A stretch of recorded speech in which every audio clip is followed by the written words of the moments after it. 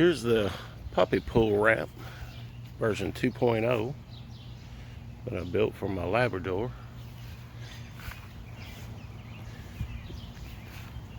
And basically I just used some treated wood with some little wood blocks so he can get some traction going up it in case it gets slippery. And then it comes down and I use vinyl lattice. It's waterproof, it's what I had.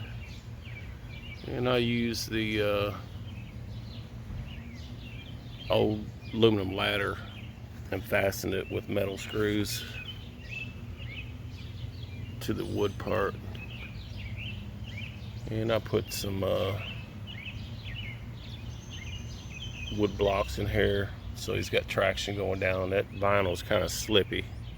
I'm gonna put some no slip tape on it, and that'll be the final revision to this. But yeah, works out fine. The gate actually just slotted in these little slots, so we can keep him out when we're not around, because I intend on leaving this in here.